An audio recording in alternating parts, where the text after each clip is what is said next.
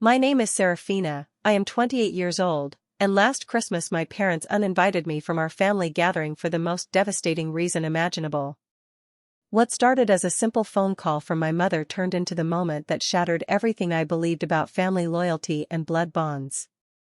The betrayal cut so deep that I decided to host my own Christmas celebration at my $5 million ranch, inviting everyone except my biological family. But when the calls started coming in on Christmas morning, I discovered a truth that changed everything forever. Before we dive into this wild family drama that will leave you questioning everything you know about family loyalty, drop a comment below telling me where you are watching from. Are you team family first, or do you believe some betrayals are unforgivable? Hit that like button if you have ever dealt with toxic family dynamics, and do not forget to subscribe because this story has twists that will blow your mind. Trust me, you will want to see how this revenge story unfolds and whether justice truly gets served in the end. The call came on December 15th, just 10 days before Christmas. I was in my home office at the ranch, reviewing quarterly reports for my tech consulting business, when Mom's contact photo lit up my phone screen. I smiled, expecting our usual holiday planning conversation about who was bringing what dishes and what time I should arrive at their house in suburban Dallas. Hi Mom, perfect timing. I just finished ordering those imported chocolates you love from Belgium. They should arrive by the 22nd, so I can bring them to Christmas dinner. The silence on the other end stretched uncomfortably long.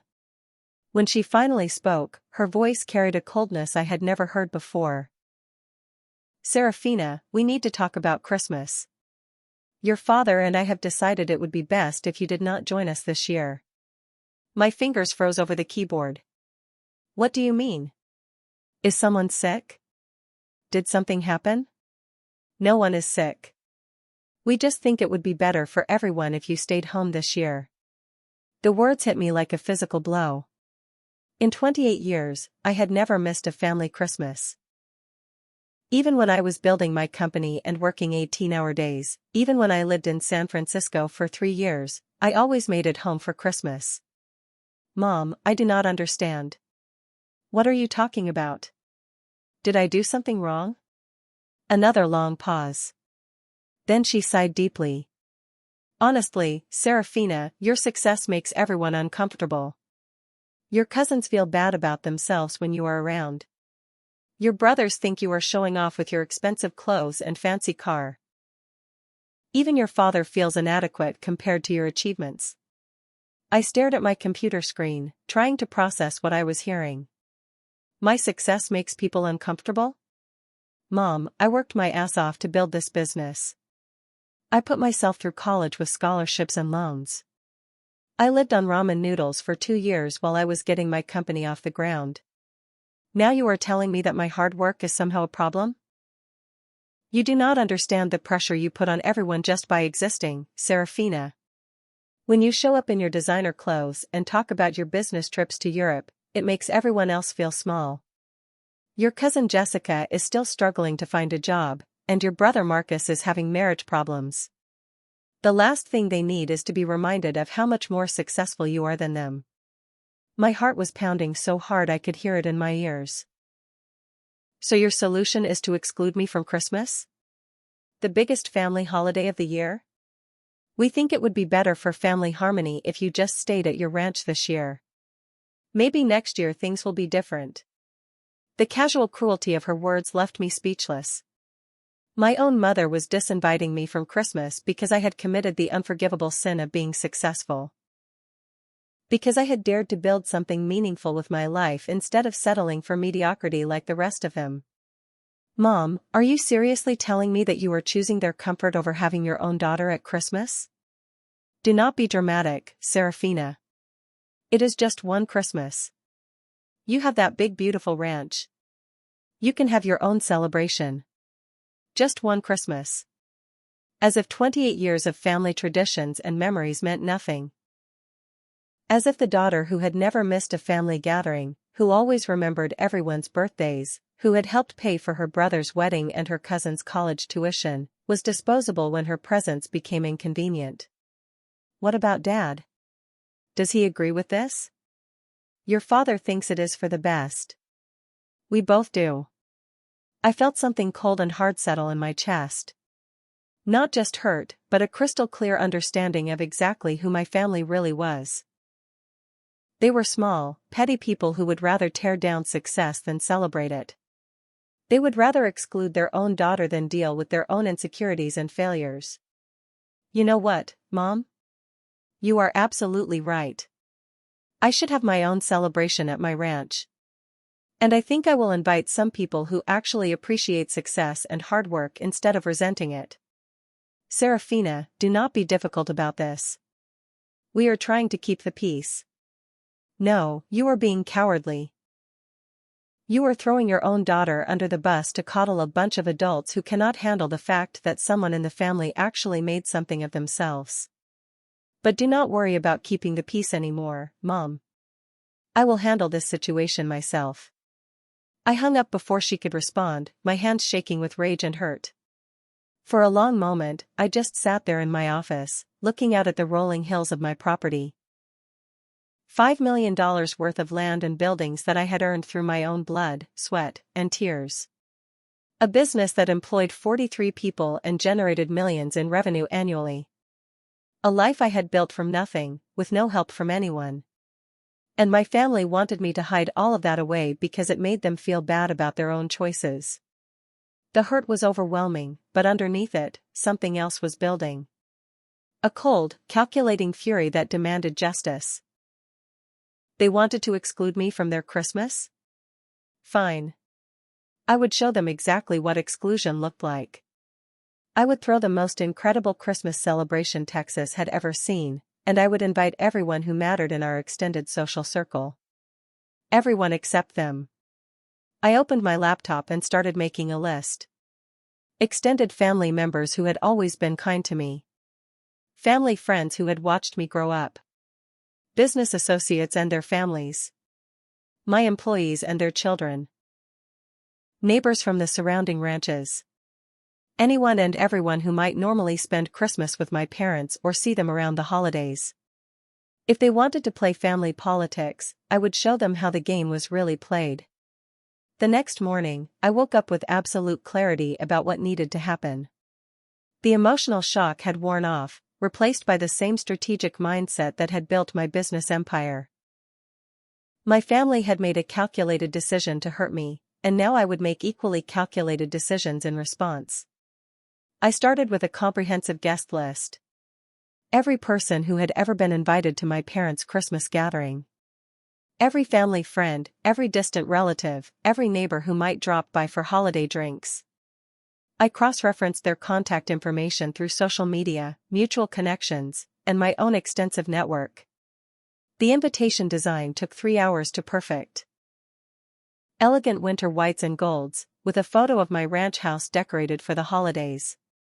The wording was carefully crafted to sound gracious and welcoming while containing just enough information to make people curious about why I was suddenly hosting instead of attending my parents' traditional gathering. Join Seraphina Montenegro for an unforgettable Christmas celebration at Wildwood Ranch. December 25th, noon until midnight. Gourmet catering, live entertainment, horseback riding, and holiday magic in the heart of Texas. Families welcome, children's activities provided. This year, we are creating new traditions and celebrating the true spirit of the holidays with those who matter most. I sent the invitations through a premium service that would deliver them within 48 hours. 73 invitations in total, each one a small strategic strike against my parents' social standing. While I waited for responses, I threw myself into planning the most spectacular Christmas celebration our community had ever seen. Money was no object. I hired a catering company that normally only served corporate events and celebrity weddings. Their menu would feature everything from traditional Texas barbecue to international holiday delicacies. The entertainment booking took an entire afternoon of phone calls. A country music trio for the adults, a magician and face painter for the children, and a DJ who specialized in holiday music spanning every generation. I arranged for carriage rides around the property, complete with hot chocolate stations and warming fires. The decorations would be magazine-worthy. I hired the same company that decorated the lobbies of five-star hotels in Dallas. They would transform my ranch house and grounds into a winter wonderland that would make my parents' modest suburban decorations look pathetic by comparison. But the real masterstroke was the photographer. I hired a professional who specialized in family portraits and holiday events. Every moment of joy, every happy face, every perfect detail would be documented in high-resolution images that I could share strategically across social media. My phone started ringing within hours of the invitations being delivered. Cousin Patricia called first, her voice confused but excited. "Seraphina, honey, I got your beautiful invitation. Are your parents okay?" I thought Christmas was always at their house. I had prepared for this question. My response was perfectly calibrated to plant seeds of curiosity without revealing the ugly truth. "Oh, Patricia, they decided they wanted a break from hosting this year. You know how exhausting it can be to put together a big family gathering every single year. I thought it would be nice to give them a rest and host something special at the ranch." "Well, that is so thoughtful of you. And your ranch is absolutely gorgeous. I cannot wait to see how you have decorated it for Christmas." 3 more family members called within the hour, all with similar questions, all receiving similar carefully crafted responses. I was planting a narrative that would spread through the family network like wildfire. Seraphina was the generous, successful daughter who had stepped up to host Christmas when her parents needed a break. Not the excluded daughter who was throwing a revenge party. My business partner Elena called that evening, having received her invitation at the office. "Sarah, this invitation is gorgeous, but what the hell is going on? I thought you always went to your parents' place for Christmas." Elena was one of the few people who knew the whole truth about my family dynamics. She had been my roommate in college and had witnessed firsthand how my family treated my ambitions with skepticism and my successes with barely concealed resentment. "They uninvited me," Elena told me. "My success makes everyone uncomfortable and they would rather I just stayed home so no one has to feel bad about their own life choices." Elena was quiet for a long moment. Then she let out a string of curses in both English and Spanish that would have made a sailor blush. "Those small-minded, jealous, pathetic excuses for parents. After everything you have done for that family, after all the money you have quietly given them over the years, they have the audacity to exclude you from Christmas? It gets worse. They acted like they were doing me a favor by suggesting I could have my own celebration at my ranch.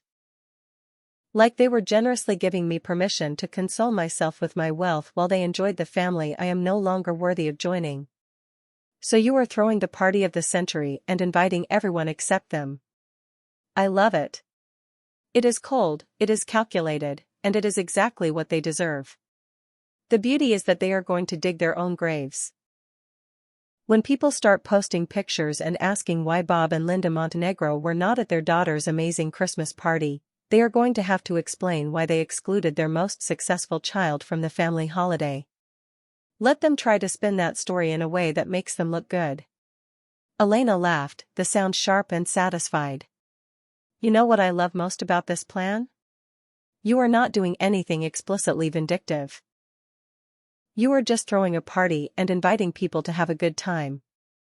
If that happens to destroy their social standing and expose them as the small, petty people they really are, well, that is just a natural consequence of their own choices." The RSVPs started flooding in the next day. Acceptance after acceptance, many with notes about how excited people were to see the ranch and spend Christmas somewhere new and special. My former neighbor Mrs. Chen, who had known me since I was 5 years old, called personally to tell me how proud she was of me for hosting such a generous celebration. By the end of the week, 68 of my 73 invitees had confirmed their attendance. Only 5 people declined, and those were due to out-of-state travel plans that had been made months in advance. The preparation consumed the following week. Deliveries arrived daily. Decorators transformed my property into something magical. Caterers did test runs of every menu item. The children's entertainer came by to scout locations for activities. 5 days before Christmas, the first crack appeared in my parents' facade. My Aunt Rebecca, my father's sister, called me while I was reviewing the final catering details.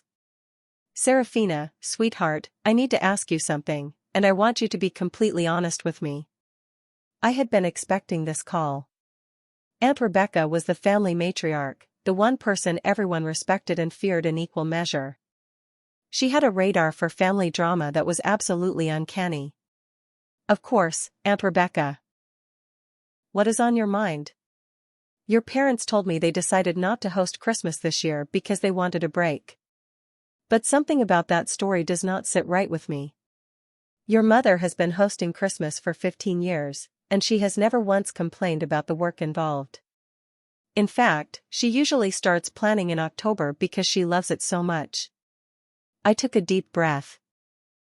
Aunt Rebecca deserved the truth, and more importantly, she had the power to influence family opinion in ways that could work either for or against me. You are right to be suspicious. They did not decide to take a break from hosting.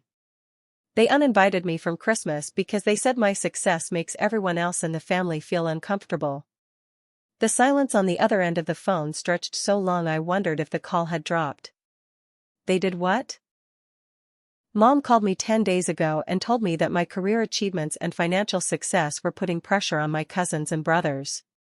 She said everyone would be more comfortable if I just stayed home this year so they would not have to be reminded of how much more successful I am than they are.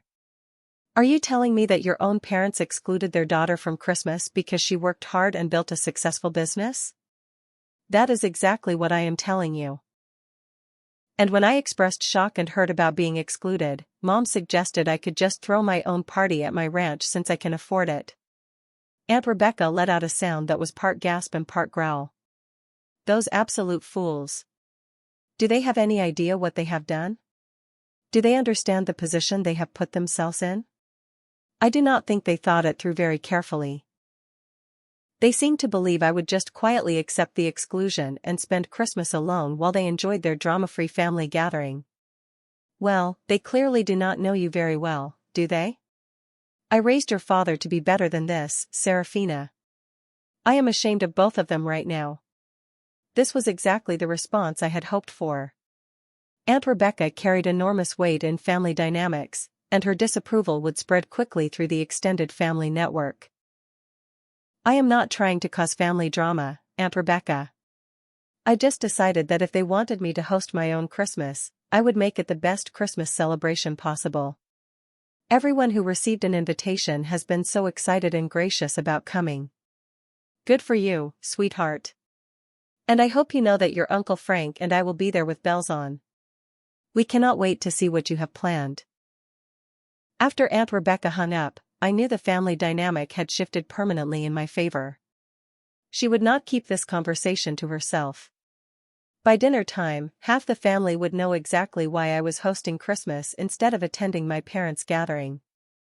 The next call came from my cousin David, Rebecca's youngest son. Sarah, my mom told me what happened. I am absolutely disgusted with Uncle Bob and Aunt Linda. What kind of parents exclude their own child from Christmas because she is too successful? It is sick. I appreciate your support, David. It has been a really difficult situation. Have you heard from any of your brothers about this? Do they know what your parents did? This was the question I had been dreading.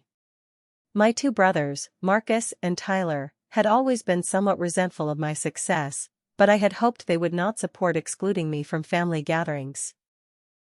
I have not heard from either of them. I assume they are fine with the decision since they will be attending Mom and Dad's Christmas dinner. That is messed up, Sarah. Family is supposed to support each other, not tear each other down because of jealousy. The calls continued throughout the day. Extended family members, family friends, and neighbors who had heard various versions of the story and wanted to understand what was really happening. Each conversation allowed me to calmly and factually explain the situation while maintaining the moral high ground. My mother's sister, Aunt Caroline, was the most supportive. Seraphina, I want you to know that your Uncle Jim and I think your parents have lost their minds. We raised our children to celebrate each other's successes, not resent them. What they did to you is unforgivable. I just want everyone to have a wonderful Christmas, Aunt Caroline. I am not trying to create family drama. Sweetheart, you are not creating drama.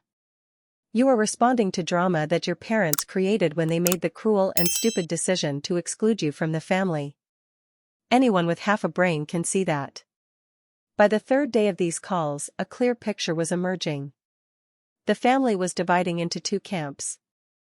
The older generation and most of the extended family were horrified by my parents' behavior and supportive of my response. The younger generation was split, with some of my cousins supporting me and others apparently uncomfortable with the whole situation. My brothers remained conspicuously silent.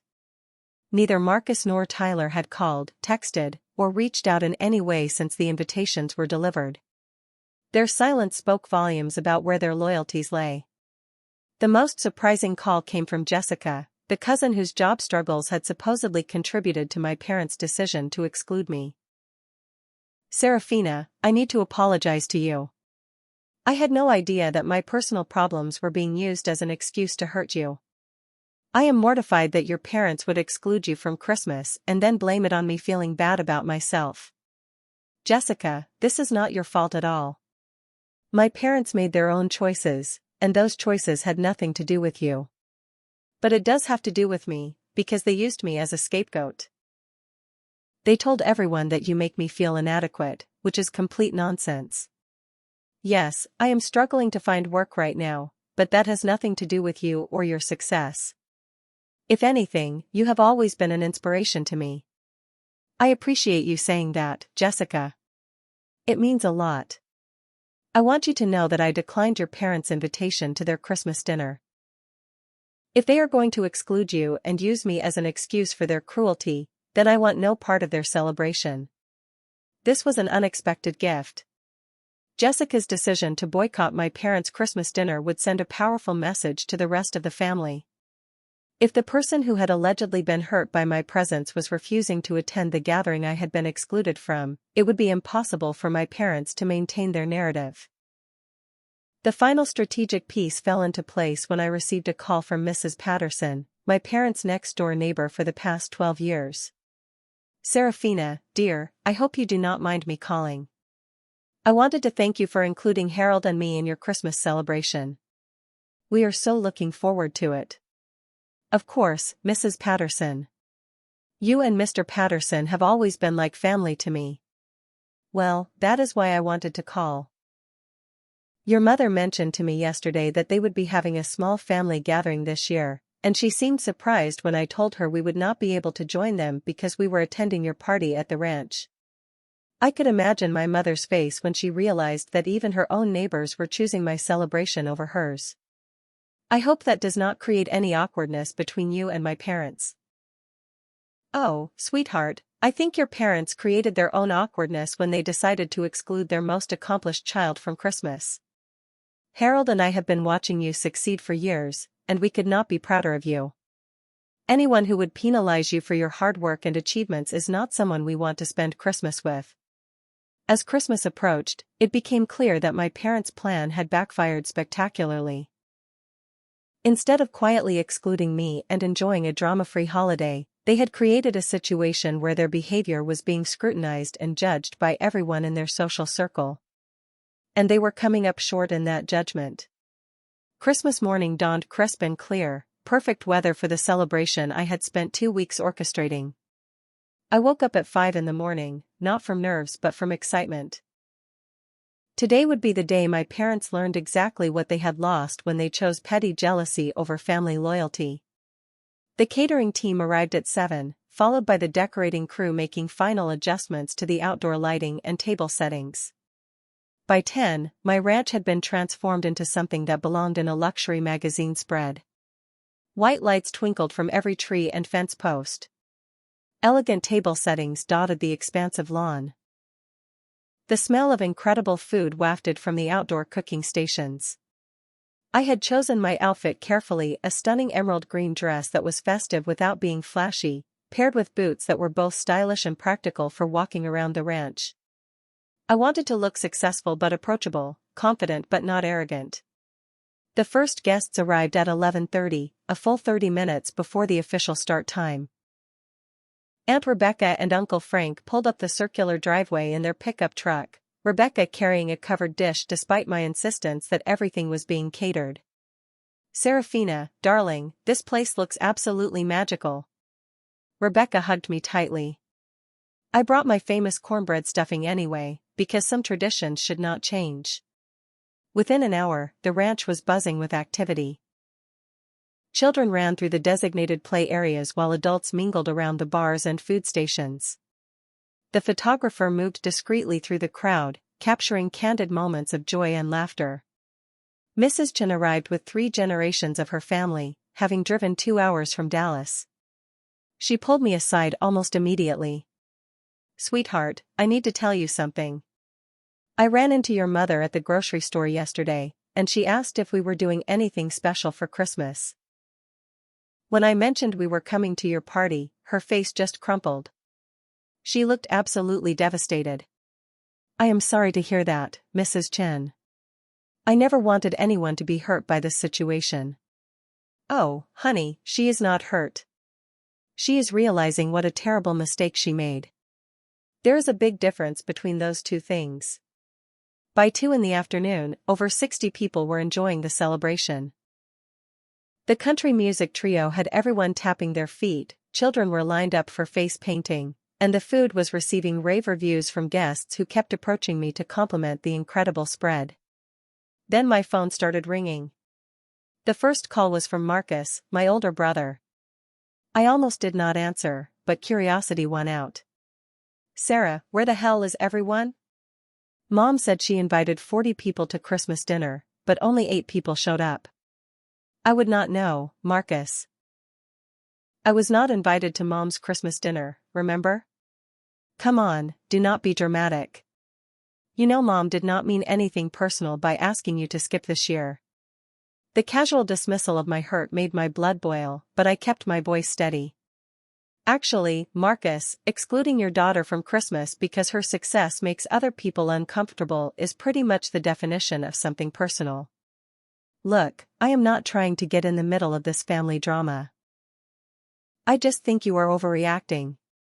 The only thing I am reacting to is having an amazing Christmas celebration with people who actually appreciate success instead of resenting it. I hope you and Mom and Dad enjoy your intimate dinner party." I hung up before he could respond.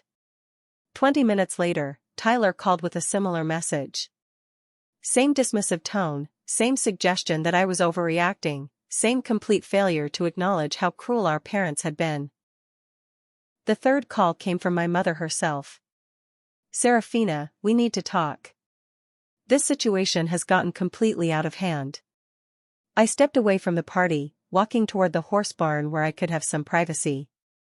"I am not sure what you mean, Mom. I am having a wonderful Christmas celebration with family and friends who actually want me here. You invited everyone we know to your party. You deliberately sabotaged our Christmas dinner." "I invited people to celebrate Christmas at my ranch. If that somehow sabotaged your dinner, maybe you should examine why people chose to come here instead of going to your house. You know exactly why they chose your party. Because you have money and we do not. Because you can afford fancy catering and entertainment that we could never provide." The hypocrisy was breathtaking. So when I succeed financially, it makes people uncomfortable and I should hide it. But when that same financial success allows me to host a beautiful celebration, suddenly I am using my money unfairly? Do you hear how contradictory that sounds? That is not what I meant, and you know it. Actually, Mom, I think that is exactly what you meant. You wanted me to quietly accept being excluded from Christmas, spend the holiday alone at my ranch, and let you enjoy your family gathering without the uncomfortable reminder that your daughter worked harder and achieved more than everyone else in the room. My mother was quiet for a long moment. When she spoke again, her voice was smaller, less certain. People are asking questions, Seraphina. They want to know why you are hosting Christmas instead of coming to our house. They want to know why we are not at your party. And what are you telling them? I do not know what to tell them. The truth makes us sound terrible. For the first time in this entire ordeal, my mother had said something accurate. The truth did make them sound terrible, because what they had done was terrible. Maybe you should have thought about that before you decided to exclude me from Christmas. Can you please just come to dinner tonight? We can work this out as a family. The desperation in her voice was obvious.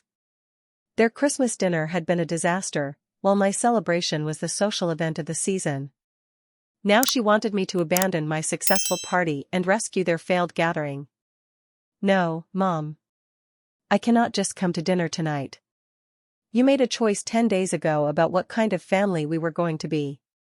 You chose temporary comfort over relationship with your daughter. I am not going to clean up the mess you created by making that choice. Seraphina, please. I know we made a mistake. You did not make a mistake, Mom. You made a calculated decision to exclude me because my success was inconvenient for your preferred family narrative. The only thing you regret now is that your decision had consequences you did not anticipate. I hung up and walked back toward the party, where the sound of laughter and music reminded me exactly why I had made the right choice. These people were celebrating with me, not despite me. They were proud of my achievements, not threatened by them. The calls did not stop after I hung up on my mother. Over the next 3 hours, as my Christmas celebration reached peak joy and energy, my phone buzzed constantly with increasingly desperate messages from my parents and brothers. Tyler texted, "Sarah, this is getting ridiculous. Mom is crying and Dad looks like he aged 10 years. Just come to dinner." Marcus called again, "I do not care what happened between you and Mom and Dad. You are ruining Christmas for everyone by being stubborn." My father, who had remained conspicuously silent throughout this entire ordeal, finally sent a text message, "Please come home. We can discuss this after the holidays." Each message revealed how completely they had misunderstood both the situation and my character. They still believed this was about hurt feelings that could be smoothed over with a family dinner and vague promises to discuss things later. They had no comprehension that they had revealed something fundamental about who they were as people, and that revelation could not be undone with holiday diplomacy. Meanwhile, the party at my ranch was reaching legendary status. The photographer had captured dozens of perfect moments, children laughing on the carousel I had rented, adults toasting with champagne as the sun set over the hills, 3 generations of families enjoying a meal together at beautifully decorated tables. Mrs. Patterson approached me around 6 in the evening, her husband trailing behind with a plate full of desserts. "Seraphina, dear, Harold and I need to head home soon, but we wanted to thank you for the most wonderful Christmas we have had in years.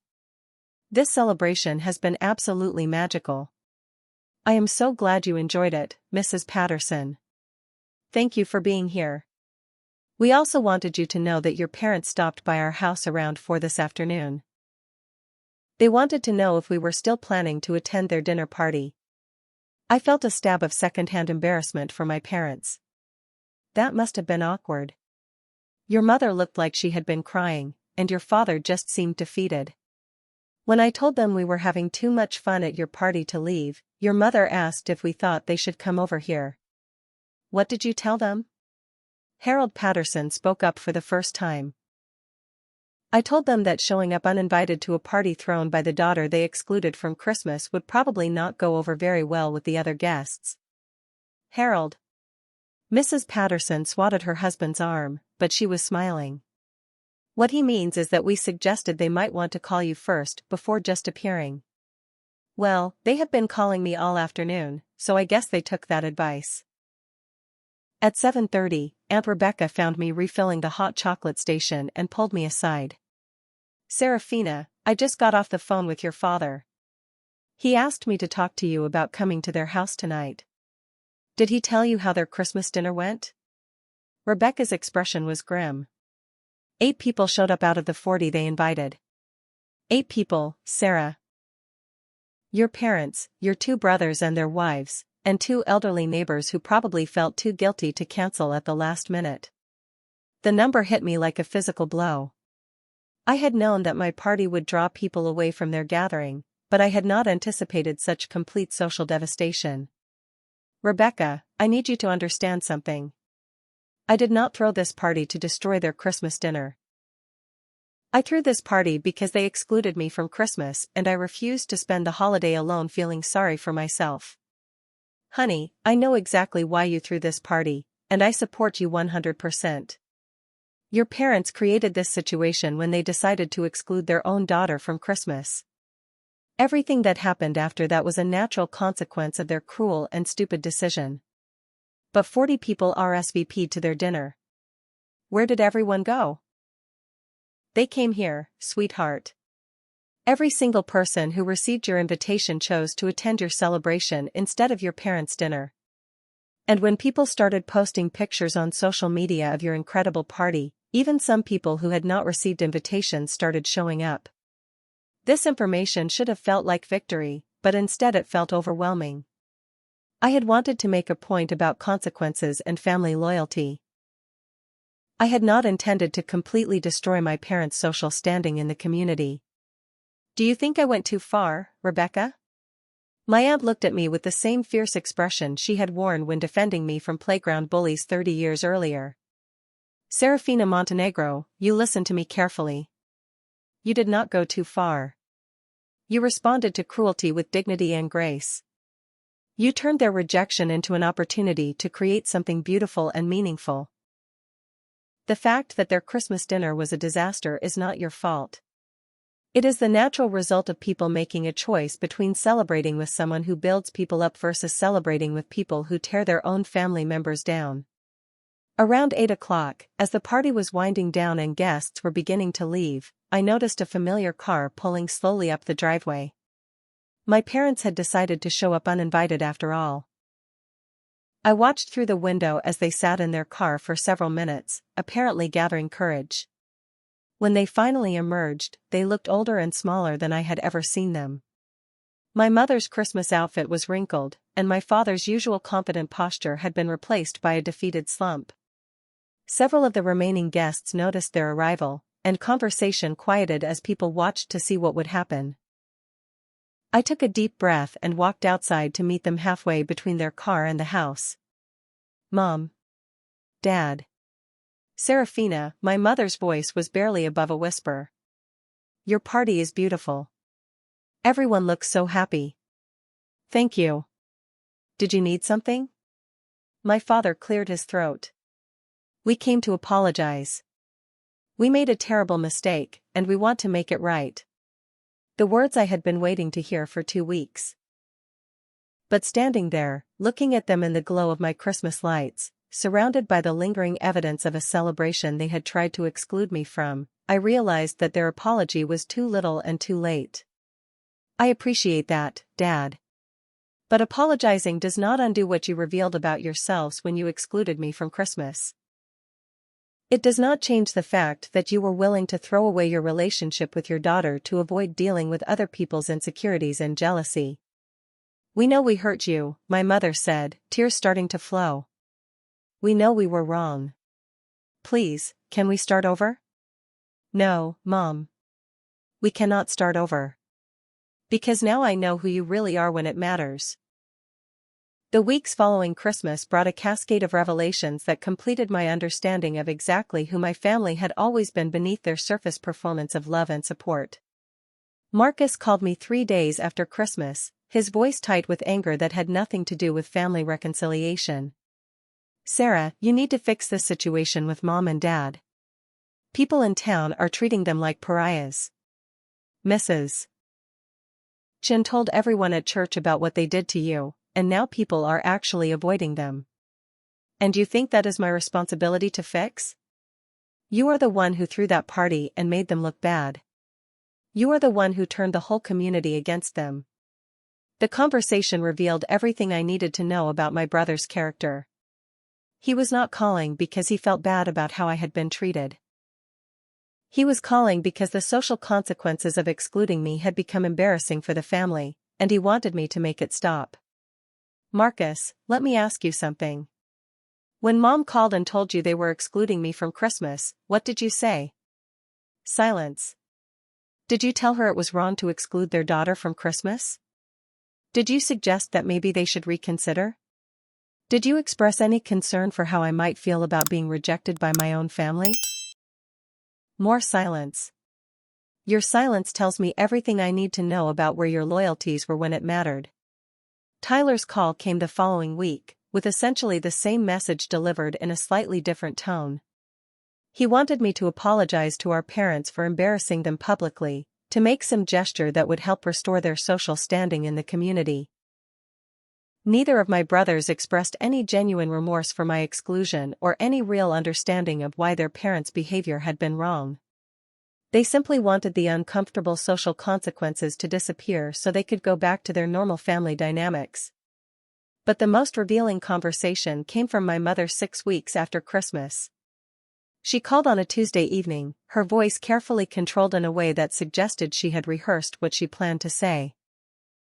"Seraphina, I have been doing a lot of thinking about what happened at Christmas, and I think we both made mistakes that we need to move past." Both made mistakes? Well, yes. We probably should not have asked you to skip Christmas dinner, but your response was very disproportionate. Throwing that party and inviting everyone we know was designed to humiliate us, and that was not necessary. Even 6 weeks later, with their social standing in ruins and their family relationships destroyed, my mother was still incapable of taking full responsibility for what they had done. In her mind, excluding me from Christmas was a minor error in judgment, while my response was a calculated attack that deserved equal blame. "Mom, do you understand why people in the community have reacted so strongly to learning that you excluded me from Christmas?" People do not understand the whole situation. They do not know how difficult you can be or how uncomfortable you make everyone feel with your constant talk about your business and your success. And there it was. The truth that had been lurking underneath their apology and their attempts at reconciliation. They still believed that my success was something to be ashamed of, that my achievements were somehow an attack on the rest of the family, that I should have quietly accepted exclusion rather than defending my own worth. You know what, Mom? I think people understand the situation perfectly. They understand that parents who exclude their own daughter from Christmas because she worked hard and built a successful life are not the kind of people they want to associate with. I hung up the phone and realized that this conversation had given me the final piece of clarity I needed. My parents were never going to understand what they had done wrong, because in their minds, they had not done anything wrong. They had simply tried to manage their family dynamics in the most convenient way possible, and they resented me for refusing to cooperate with their plan. The freedom that came with this understanding was profound. For 28 years, I had believed that family loyalty was unconditional, that blood relationships carried obligations that transcended individual behavior. But Christmas had taught me that some people forfeit their claim to family loyalty when they choose pettiness and cruelty over love and support. 3 months after Christmas, I made a decision that completed my transformation from someone who had been excluded from her family to someone who had consciously chosen her own family. I started hosting monthly gatherings at my ranch for the extended family members and friends who had supported me during the Christmas crisis. Aunt Rebecca and Uncle Frank became regular fixtures at these events. Mrs. Chan and her family drove down from Dallas every other month. Jessica, who had refused to attend my parents' Christmas dinner, became one of my closest allies and friends. These gatherings were nothing like the formal, obligation-driven family events I had grown up with. They were organic celebrations of genuine affection and mutual respect. People came because they wanted to be there, not because family hierarchy demanded their attendance. My business continued to grow and thrive, but now I had a support system that celebrated my achievements instead of resenting them. When I landed a major contract that doubled my company's revenue, Aunt Rebecca insisted on throwing a celebration party. When I was featured in a national business magazine, Mrs. Chen framed the article and hung it in her living room. The contrast with my biological family was stark and painful. My parents never congratulated me on any professional achievement after Christmas. My brothers stopped calling entirely unless they needed something. The family that had once been the center of my emotional universe had revealed itself to be a collection of small, jealous people who were incapable of genuine love or support. But in losing them, I had found something infinitely more valuable. I had learned the difference between family by birth and family by choice. I had discovered that the people who truly love you will celebrate your success, not punish you for it. As I sit here today, looking out over the ranch where I host gatherings filled with laughter and genuine affection, I know that Christmas Day was not the beginning of the end of my family relationships. It was the beginning of my real family, the people who chose to love me for exactly who I am, including all the success and ambition that my biological family found so threatening. So I want to ask you something, and I really want you to think about this. Have you ever had family members who made you feel like you had to dim your light so they could feel better about themselves? Have you ever been punished for working hard and achieving your goals? And when you stood up for yourself, did they try to make you feel guilty for refusing to accept their treatment? Drop a comment below and tell me about your own family karma moments, those times when standing up for yourself led to unexpected consequences. Hit that like button if you believe that real family celebrates your success instead of resenting it. Subscribe for more stories about choosing yourself over toxic family dynamics, and share this video with someone who needs to hear that they deserve better treatment from the people who claim to love them. Thank you for listening to my story, and remember, sometimes the family that excludes you does you the biggest favor of your life by showing you exactly who they really are. May you always have the courage to choose people who lift you up over people who try to tear you down.